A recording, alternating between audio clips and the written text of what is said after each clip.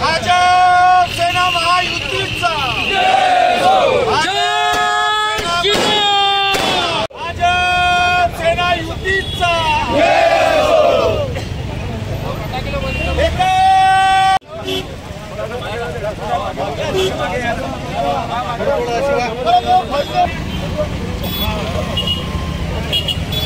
आकाश वो भूल गए तुम आगे बढ़ो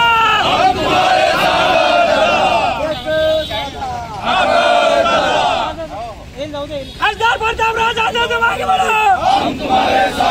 जाधव यांचं खूप खूप अभिनंदन करतो आणि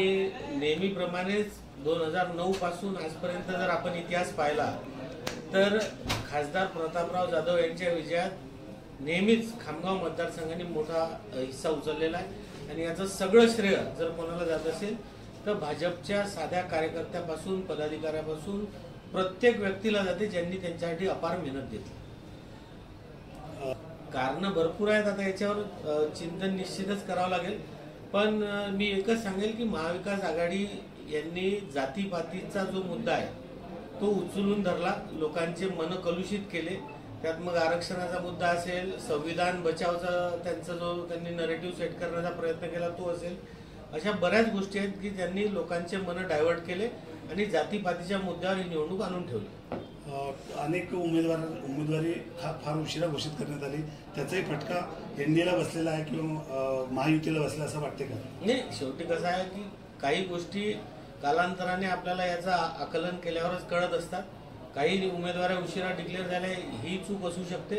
पण याचं आता चिंतन झाल्यावर याचे सगळ्या गोष्टी बाहेर येतील आणि याच्यातून आम्ही निश्चित पुढे चूक दुरुस्त करण्यात येईल। विधानसभेसाठी कार्यकर्त्यांना काय आवाहन करा? नाही, काय विधानसभेसाठी कार्यकर्त्यांना आवाहन करण्याचं कामच नाही आहे, तसाच कार्यकर्त्यांचा उत्साह वाढलेला आहे, पण गाफील न राहता विधानसभाच नाही तर नगरपालिका, पंचायत समिती, जिल्हा परिषद या सर्व निवडणुका आता पुढे येणार आहे आणि ह्या कार्यकर्त्यांच्या निवडणुका विशेष करून, आणि ह्या ज्या काही गोष्टी आज महाविकास आघाडी करण्यात साध्य झालेल्या आहे त्यांना,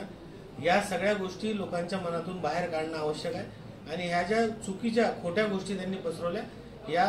याच्यावर आपलं जे विकासाचं काम आहे त्यांच्यापर्यंत नेऊन पुन्हा एकदा नव्यानं कामाला लागणार याची गरज आहे। आमदार साहेब, शेवटचा प्रश्न, खासदार साहेबांविषयी फार निगेटिव्हिटी होती, विकास काम केलेलं नाही असा आरोप होता, काय त्यांना सल्ला द्यायला आपण?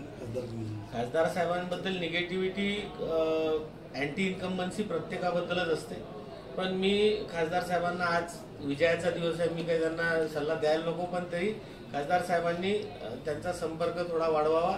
आणि तो त्यांचा असतोच, पण शेवटी खासदार असल्यावर दिल्लीत जाणे, इकडे जाणे या बऱ्याच गोष्टी असतात, मतदारसंघ मोठा असतो, त्यातल्या त्यात त्यांनी सर्व पदाधिकारी, कार्यकर्ते आणि जनसामान्य यांच्यापर्यंत पोहोचण्याचा प्रयत्न करावा।